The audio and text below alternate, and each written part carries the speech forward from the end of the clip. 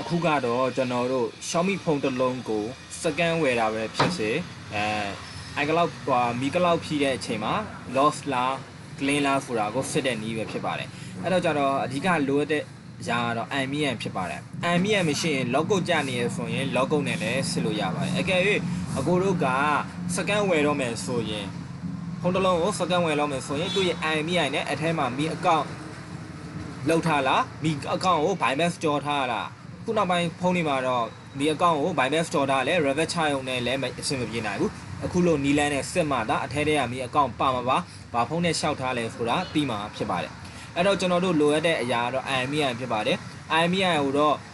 အဲ့အပိုင်းကိုကျွန်တော်နောက်တစ်ပိုင်းမှာပြန်ပြောပြပါမယ်အခု IMEI မီရသည်ဆိုပါဆိုဘူးမှရှင်းလဲ IMEI ကိုဘူးကနေရလို့ယူလို့ရပါတယ်အဲ့တော့ကျွန်တော်တို့အခုစစ်ရမယ့်နေရာလေးကတော့ browser တစ်ခုကိုဖွင့်လိုက်ဖွင့်ပြီးတော့ရင်ကျွန်တော်တို့ Mi Finance လို့ရိုက်လိုက်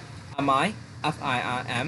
NED Mi Finance လို့ရိုက်လိုက်ပါရိုက်ပြီးတော့ရင်ဒီ IMEI ချက်ကာဆိုတာပေါ်လာပါလိမ့်မယ်ဒါလေးကိုဖွင့်ပေးပါ IMEI ချက်ကပေါ်လာတာနဲ့ဒီမှာ Xiaomi Find Device ချက်ကဒီညားလေးကိုနှိပ်လိုက်တာနဲ့ Xiaomi Find Device ချက်က Xiaomi Find Device Boot ချက်က Xiaomi IMEI Information ချက်ကဆိုပြီးတော့၃မျိုးရှိပါတယ်မီအကောင့်ပါမပါသိချင်ရုံနဲ့ဆိုရင်တော့ Xiaomi Find Device ချက်ကာကိုနှိပ်လိုက်တာနဲ့ရပါတယ်ဒါမှ IMEI ကိုချက်လုပ်လိုက်ရင်ဒီထဲမှာ IMEI ပေါ်လာပြီးတော့ Find Device on နေတာကိုတွေ့ရပါလိမ့်မယ်ညီရမှာဒါ Find Device on နေမယ်ဆိုရင်ဒီဖုန်းမှာမီအကောင့်မပါဘူးလို့ယူဆလို့ရပါတယ်ဒီနေရာမှာဒါ Find Device on နေမှာ on နေတော့မီအကောင့်ပါတယ်လို့ယူဆလို့ရပါတယ်ဒါဒီကျွန်တော်တို့ဖုန်းတစ်လုံးဝယ်ဦးဒီဆိုပါဖို့ဖုန်းကလက်ရှိကတော့ lock ပွင့်နေတယ်အကုန်သုံးလို့ရနေတယ်ဆိုပေမဲ့လည်းနောက်ပိုင်းဖုန်းတွေမှာ revert ချလဲဒီကောင်းပြန်မကြနိုင်တဲ့အနေအထားတွေအများကြီးရှိပါတယ်ခင်ဗျအဲ့တော့ကြောင့်ဒီမှာ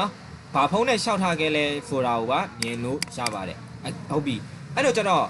IMEI ရဲ့တည်ုံနဲ့ဒီဖုန်းရဲ့ gift တွေပါတွေလည်းတည်လို့ရနိုင်မယ်အဲ့တော့ကျတော့ Xiaomi IMEI information checker ကိုသွားမယ်အဲ့မှာခုနက copy ကူးခဲ့တဲ့ IMEI ကိုပြန်ထည့်မယ်ပြီးသွားရင်ဒီထဲမှာ captcha လေးတွေထည့်မယ် 3EW4 chat ကိုနှိပ်လိုက်တာနဲ့သူ့မှာ model ပေါ်လာလိမ့်မယ်68ဒီ Mi 68လို့ခေါ်တာပါနောက်မှာ 4G ဒီ RAM 4 RAM 4G Plus 68เนาะ RAM 64လို့ခေါ်တာပါအဲ့တော့ကျတော့ဒီမှာကြည့်လိုက်ရင် China လို့ပေါ်နေရဲ့အဲ့တော့ဒီအလုံးဒီ China လုံးဖြစ်ပါတယ် China လုံးမှာ China အကောင့်နဲ့ကြာနေရလို့ယူဆလို့ရပါတယ်ခင်ဗျအဲ့တော့ကျွန်တော် region ဒီ China ပေါ့ခင်ဗျမြေအကောင့် region ဒီ China ပေါ့အဲ့တော့ဒီလိုမျိုးနည်းလမ်းနဲ့ဆွလို့ရပါတယ်